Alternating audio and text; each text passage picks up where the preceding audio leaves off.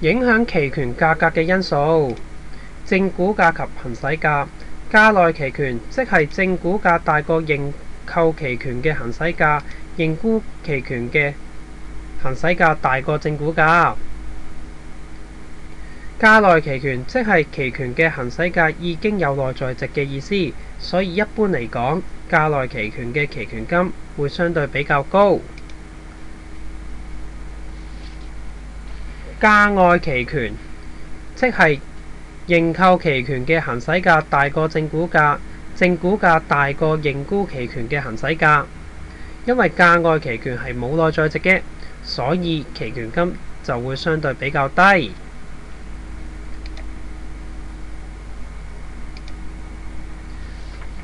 等價期權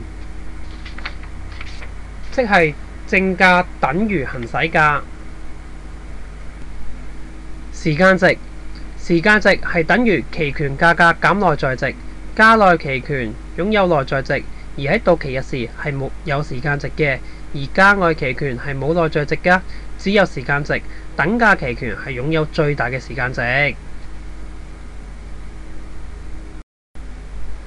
例如某隻股票 A 正價為80蚊，行使價60蚊嘅認購期權，當時期權金係22蚊。由於正股價大過行使價，所以屬於係價內期權，內在值就係等於80蚊減60蚊，就會等於咗20蚊。時間值就係22蚊減去20蚊，所以就係2蚊時間值啦。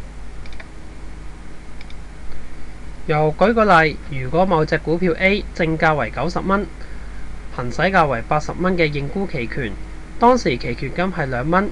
由於正股價大過行使價，所以係屬於價外期權，所以內在值係等於0啦，而時間值就係等於咗2蚊減0蚊，即係又係等於咗2蚊啦。股息上升時，認購期權嘅期權金就會下跌，認沽期權嘅期權金就會上升。引伸波幅，當引伸波幅上升時，期權金嘅價格就會上升。而相反，引伸波幅下降時，期權金嘅價格就會下跌。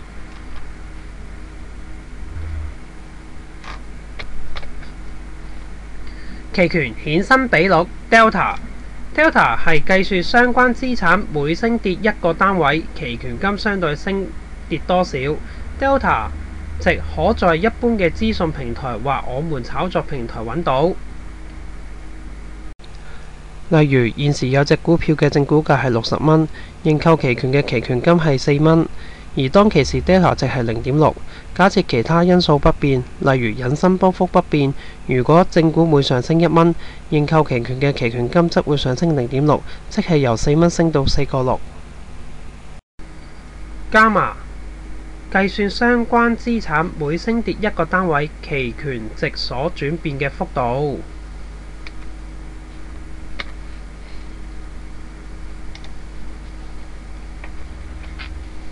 例如正股價60蚊，期權金4蚊 ，Delta 值0.6，加碼值0.12。如果正股價每上升1蚊，認購期權嘅 Delta 值大約會上升0.12至0.72。當然又係假設其他因素不變，例如引伸波幅不變。Vega計算波幅率每升跌1% 對期權金升跌嘅影響。例如波幅率5%，期權金0.3蚊 ，Vega 值係6.18。假設其他因素不變，例如引伸波幅不變，如果波幅率每上升1%，認購期權嘅期權金大約升至6.18至0.3618。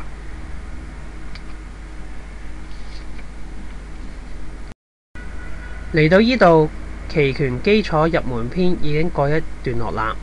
大家千祈唔好僅懂期權基本要義，便去交易買賣期權，呢種係一種好高風險嘅行為。既知道水能載舟，亦能覆舟。學懂咗期權組合，例如布陣、拆解、變陣嘅功夫，贏面先至會高，而成本就會相對比較低。若然單純沽 call 或者沽 put，將會帶來無限嘅災難同風險，所以千祈唔好咁輕易為之。單純揸 call 同揸 put 呢，雖然係有限風險，贏無限，但係估錯咗方向，亦令你寢食難安。